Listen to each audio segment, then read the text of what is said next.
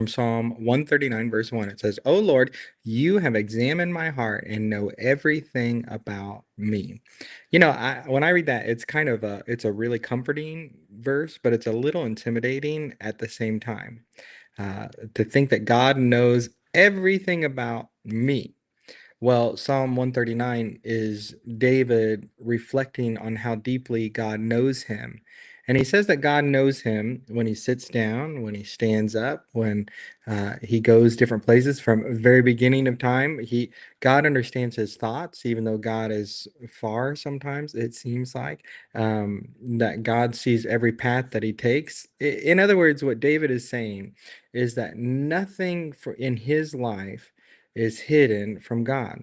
And what's kind of amazing about that or interesting about that is David in this chapter, which I think you should read the whole thing, does not respond with fear. He is actually grateful. He responds with wonder and thanksgiving, and he realizes something powerful that I think we should realize, that the God who knows him completely, the God who knows him completely still stays near to him. God sees the good in his life. God sees the struggles in his life, and God sees the part of him that he'd rather hide. And it's the same for us. God sees us for who we truly are. And instead of running from us, he made a way for us to have a relationship with him. He did not walk away.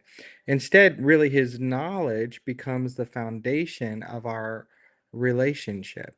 The knowledge of who we are built the relationship that he has with us. He made a way.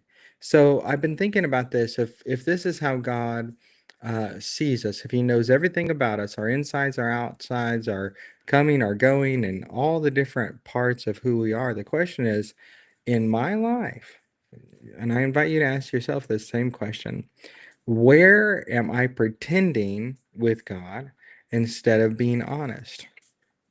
It's kind of true. Sometimes we say polite little prayers. We keep certain thoughts or struggles behind a wall. We don't even want to acknowledge them. But Psalm 139 reminds us of something important. God already knows. He already knows. He knows if you're angry. He knows if you're afraid. He knows if you're struggling, if you're dealing with something that you don't even want to talk to God about. He knows, which means honesty with God is not a risk. It's actually free. You're free. It's freeing to have this relationship with God where you're completely honest. So I would say today, what I'm committing to and what I hope you commit to is to bring your real thoughts to God, your doubts, your hope, your frustrations.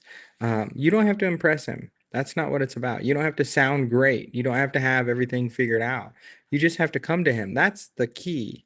I think that's the important thing. Being known by God is not something to be afraid of.